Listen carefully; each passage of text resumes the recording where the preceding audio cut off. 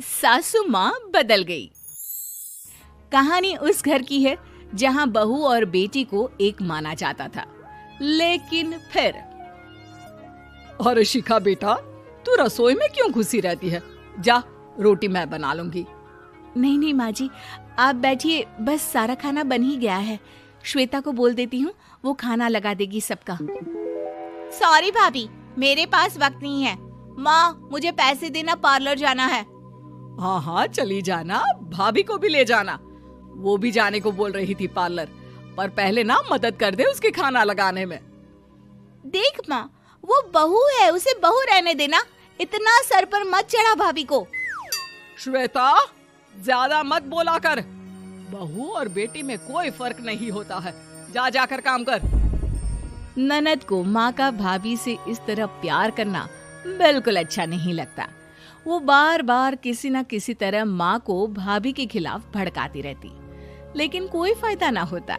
एक रोज, अरे बेटे किशन, जा बहू को कहीं घुमा कर ला, सारा दिन घर में काम करती रहती है। हाँ हाँ माँ, हम लोग जा रहे हैं ना गोवा। अच्छा जी, भाभी ने तो हमें बताया भी नहीं। वैसे तो सारी पंचायत करती है, ये गोवा वाली बात क्यों छुपा गई हमसे? अरे क्योंकि उसे खुद नहीं पता था बहन। मुझे टिकट सस्ती मिल रही थी तो मैंने बुक कर दिया। हाँ शिखा, पैकिंग कर ले, संडे हम जा रहे हैं गोवा। दोपहर में शिखा पैकिंग कर रही थी कि सास आ जाती है। ये क्या बहू, साड़ियाँ? अरे गोवा जा रही है घूमने या फिर शादी में मायके हैं? माँ जी, ऐसा कुछ है ही नहीं, समझ में नहीं आ रहा क्या रखूं कपड़े में। अरे तेरी और श्वेता की साइज तो एक ही है, उसके कुछ मॉडर्न कपड़े ले ले, आकर लौटा देना। हाँ माँ जी, ये ठीक रहेगा। शिखा श्वेता के पास जाती है और उससे कपड़े मांगती है। ना जी ना, मैं अपने कपड़े ना दूं, वैसे भी फैल जाएंगे मेरे कपड़े, बहुत महंगे वाले हैं। शिखा मुंह लटकाकर कमरे में आ जाती है तो सास कहती है, चल तैयार हो जा, तुझे मैं शॉपिंग करा कर लाती हूँ गोवा की। बस फिर क्या था, सास बहू निकल जाते हैं मार्केट और एक से बढ़कर एक ड्रेस खरीद कर घर आते हैं। पहले बता देती कि नए कपड़े दिलाने वाली है भाभी को, तो मैं अपने ही दे देती ना भाभी को, मुझे दिला देती नए कपड़े। देख श्वेता, परिवार का मतलब सबके साथ रहना होता है, ना कि सिर्फ अपना सोचना। वैसे भी तुझे अच्छे संस्कार सीखने चाहिए।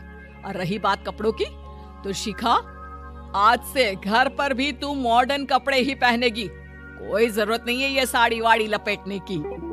अब क्या था, घर पर श्वेता और शिखा एक जैसे रहते। एक बार पड़ोसन आती है।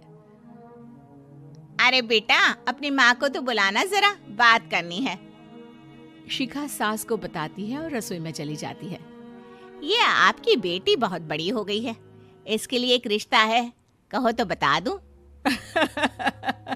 ये बेटी नहीं बहू है, घर में सब एक जैसा ही रहता है। वैसे मेरी बेटी भी बड़ी हो गई है, कोई रिश्ता हो तो जरूर बताना। पड़ोसन रिश्ता लेकर उन लोगों के घर आती है। तब श्वेता की होने वाली सास कहती है, तो ये घर है, कितने मंजिल का है? और ये बहू ने आपकी क्या पहन रखा है, जीन्स टॉप? अरे भाई, साड़ी वाड़ी नहीं है क्या इसके पास?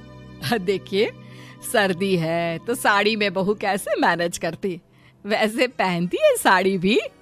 देखिए, हम लोग ठहरे पैसे वाले लोग, कोई कमी नहीं है हम लोगों के पास पैसों की, बहुत पैसे हैं, जमीन, नौकर चाकर, कार, सब कुछ है, लेकिन घर में संस्कारी बहू चाहिए। समझ रही हैं ना आप? सास कुछ कहती कि श्वेता बोल पड़ती है, हाय रे, नौकर चाकर से लेकर जमीन, कार, पैसा, हाँ, मुझे रिश्ता मंजूर है मुझे। अरे रुक जा श्वेता, मैं बात कर रही हूँ ना। देखिए, हम लोगों के घर इतनी आजादी नहीं मिलेगी। अरे हाँ कर देना माँ, हाँ कर दे जल्दी से। सास क्या करती, बेटी की शादी ऐसे घर में कर देती है जहाँ ना उनके विचार मिलते हैं और ना ही आचार। शादी के बाद एक रोज फोन पर, श्वेता बेटा, एक बार घर आ जा, बहुत दिल करता है तुझे देखने का। माँ वो घर पर बहुत काम होता है, कैसे आऊँ? बड़ा घर है लेकिन आने जाने वालों की लाइन ही लगी रहती है। बेटा मैं तो जानती थी उस घर का हाल, लेकिन तू ही नहीं मान रही थी। माँ देख, हर घर का यही हाल है। तेरी बेटी को यहाँ घूंघट हटाने की परमिशन नहीं है और एक तरफ भाभी स्कर्ट पहनकर घूम रही है। बेटा मुझे क्या पता था कि मेरी बेटी को ससुराल के नाम पर पिंजरा मिल जाएगा। अच्छा माँ, फोन रखती हूँ, सास को गर्मा गर्म रोटी खिलानी है। तुम लोगों की तरह नहीं कि एक रोटी बनाओ, एक सब्जी बनाओ, फिर सारा दिन फ्री होकर घूमो। सास फोन तो रख देती है, लेकिन सोच में पड़ जाती है कि एक तरफ बेटी जिसे कोई आजादी नहीं, वहीं दूसरी तरफ बहू जिसे देखकर लगता ही नहीं कि उसकी शादी भी हुई है। अगले रोज। शिखा, अरे ओ शिखा। हाँ माँ, क्या हुआ? कुछ चाहिए आपको? मैं जिम जा रही थी। जिम के कपड़ों में बहू को देखकर सास को घूंघट में अपनी बेटी का ख्याल आता है। देख बहू, घर में बहू की तरह रहा कर। इतने टाइट कपड़े पहनकर जिम जाना पसंद नहीं मुझे। जा जाकर रोटी बना। रोटी? माँ अभी तो शाम की 6 बजे हैं, इस वक्त रोटी? अब क्या मेरे खाने पीने पर भी पहरा है? अरे जब मर्जी तब मैं अपने घर में खा भी नहीं सकती क्या? बहू को अजीब लगता है। वो समझ नहीं पाती कि जो सास कल तक इतनी सपोर्टिव थी, उन्हें अचानक से क्या हो गया। वो किचन में जाती है, गरम रोटी के साथ 2 तरह की सब्जी, रायता, सलाद सब लेकर सास के पास आती है। माँ जी, खाना। इतना सारा खाना? राक्षस समझा है क्या मुझे? रोटी मांगी थी मैंने गर्मा गर्म बस। पर माँ जी, रोटी खाती किससे आप? सब्जी तो बनानी थी ना।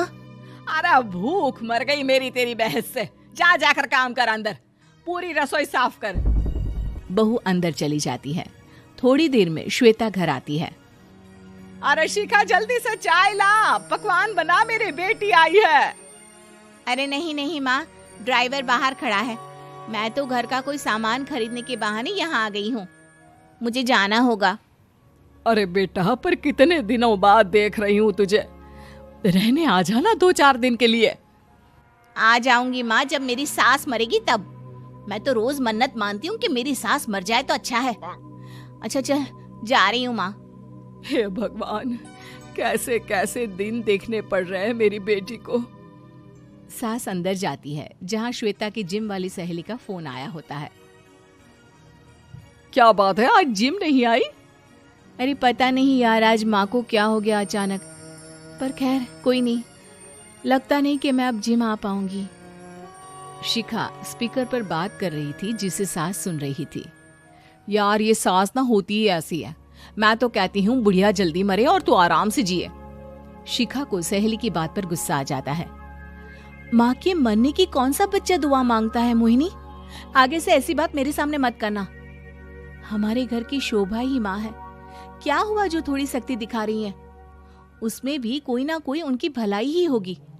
मैं तो कहती हूँ भगवान मेरे जैसी सास सबको दे, जो सिर्फ माँ की तरह है। सास वाली तो कोई बात ही नहीं है उनमें। सास ये बात सुन रही थी। उनकी आंख में आंसू आ जाते हैं कि क्यों वो बेटे की किस्मत में बहू को भी भागीदार बना रही थी। शिखा, अरे ओ शिखा, क्या हो गया? जिम नहीं जाना क्या?